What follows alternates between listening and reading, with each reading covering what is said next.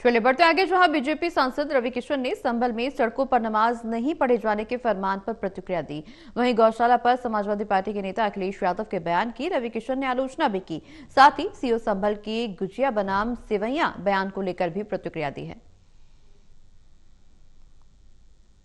BJP सांसद रवि किशन इस वक्त हमारे साथ हैं। रवि किशन जी, संभल चर्चाओं में है, सड़कों पर नमाज ना हो ये फरमान आया है।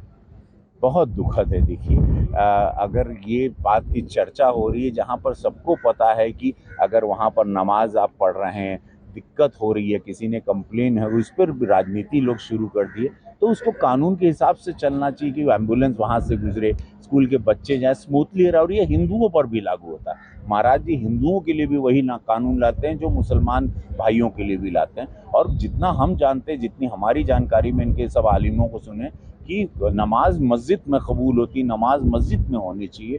सड़कों की प्रथा कैसे शुरू होगी हमको नहीं पता, लेकिन ये सब चीज़ों पर ध्यान देना चाहिए। लेकिन ये कानून हिंदुओं पे भी लागू होता है। अगर ये सारी चीज़ें हैं तो ये बराबर होती है। और इसमें शांति व्यवस्था मोदी योगी की सरकार में कानून व्यवस्था के साथ ये भारत चलेगा। और वहाँ के सीईओ लगातार चर्चाओं में बने हुए हैं और जिस तरीके से उनका बयान आया है गुजिया बनाम सेवई, उसको लेकर उन्होंने चर्चाएं छेड़ दी। वहाँ हम वो व्यक्तित्व में सामने कौन बैठा था, क्या बात हुई थी इस कमरे में चर्चा में, हमको नहीं पता। उन्होंने वहाँ की लोकल कुछ समस्याओं को लेकर उन्होंने बातें की होगी, उस पर हम टिप्पणी क्या कर रहे हैं। गौशालाओं और गोबर को लेकर जो बयान आया है अखिलेश यादव का, उस पर क्या कहेंगे आप?